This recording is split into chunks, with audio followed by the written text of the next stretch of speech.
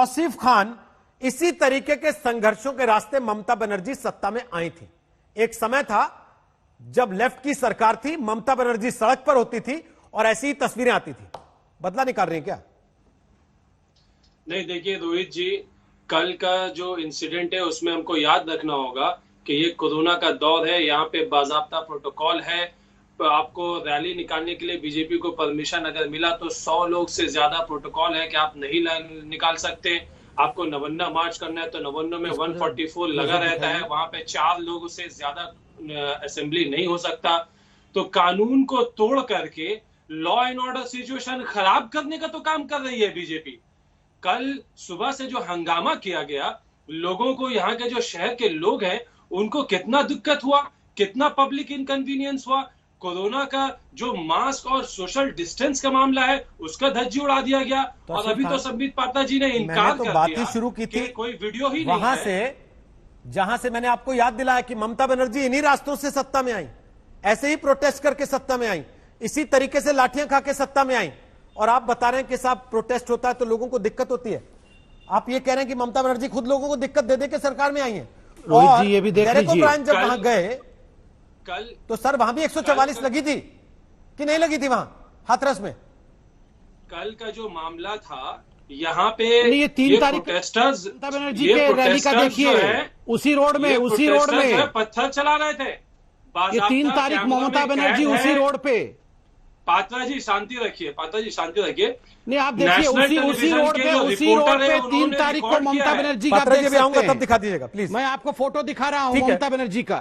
ठीक है, अभी आऊंगा तब विस्तार से बोलिए। बाजाप्ता नेशनल टेलीविजन के रिपोर्टर ने बाजाप्ता कैद किया है हावड़ा में। वहां पे जो प्रोटेस्टर थे बीजेपी के, उन लोगों ने पथराव किया है पुलिस के ऊपर में, पुलिस को पत्थर मार रहे हैं। ये कैसा प्रोटेस्ट होता है आप मुझे बताइए? 1000 की तादाद में लोग चले आए हैं और पुलिस से झगड़ा कर रहे हैं। चलिए ये कैसा डेमोक्रेटिक रतन जी से कमेंट ले लूं।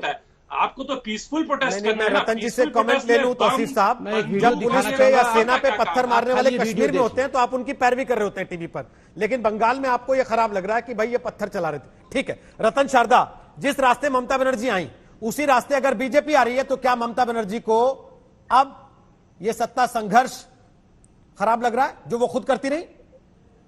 मुझे आज बड़ा अनोखा लग रहा है कि जो लोग हिंसा की बातें करते हैं, जो लोगों के कार्यकर्ता खुद बम बनाते हुए बम फूट गए और मर गए, ऐसी पार्टी के लोग आज यहाँ साधुवाद की बातें कर रहे हैं, इससे मुझे बड़ा आश्चर्य हो रहा है।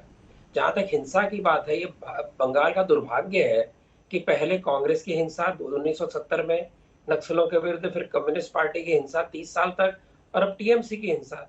क्या कभी बंगाल निजात पाएगा हिंसक लोगों से? ये मेरा एक बहुत बहुत कठिन प्रश्न मेरे मन में आता है। मैं मजिंदर सिंह जी का बहुत बहुत धन्यवाद देता हूँ, जिन्होंने अपनी बात, जो अपमान हुआ उनके रक्षक का, उसका मैं धन्यवाद देता हूँ। लेकिन साथ ही मैं कहना चाहूंगा, ये केवल एक पंथ की बात नहीं है, ये सारे समाज के डिग्निटी की बात है, सारे समाज के ह्यूमन राइट्स की बात है। जो आज प्रजातंत्र की बात कर रहे हैं, ये प्रजातंत्र के लोगों का एक ममता जी का बयान है कि हम आयरन फिस्ट से इसका विरोध करेंगे, लेकिन शाहीन बाग में जब महफली गुलदस्ता हाथ लेकर बीजेपी उसको 100 दिन तक सहती रही, तो ममता जी कह रहे थे फांसीवादी है। फाशिस्ट का मतलब क्या है? ये बात करते हैं कि हम सबको समान रूप से चाहते हैं। मालदा के अंदर जब दंगे हुए थे एक तरफा, उस समय 3 दिन तक मालदा को बंद रखा गया और सारी पुलिस स्टेशन को दोबारा सजाया गया ताकि पता न चले दंगा हुआ। तब वहां पर पत्रकारों को घुसने दिया गया। तो एक तरफ ये दंगाइयों को सपोर्ट करते हैं, दंगाइयों को छुपा कर रखते हैं, दूसरी तरफ प्रजातंत्र के लिए लड़ने वाले, जिस पार्टी के 115 लोग वहां पर मारे गए, दलितों को पेड़ों से लटकाया गया, इसलिए मारा गया कि उन्होंने बीजेपी को वोट दिया। ऐसे फाशिस्ट लोग आज अगर हमें प्रजातंत्र की बात बताएंगे तो बड़ा दुख होता है मुझे। लोग ये देख रहे हैं क्या हो रहा है और ये बातें करें आज कोरोना की और इसकी, उसका मतलब नहीं है। कलकत्ता ऐसे ही बदलेगा, बंगाल ऐसे ही बदलेगा, लेकिन अगर ये समझते हैं कि ताकत के जोर पे रोक लेंगे, नहीं होने वाला। लोगों के लिए काम जब तक ममता जी ने किया, लोगों ने वोट दिया। पिछले 5 सालों से तड़प मैं देख रहा हूँ, हिंसक तड़प देख रहा हूँ इनके अंदर, निश्चित रूप से ममता जी अपना मैदान हार रही है, इसके कारण सारा कांड हो रहा है।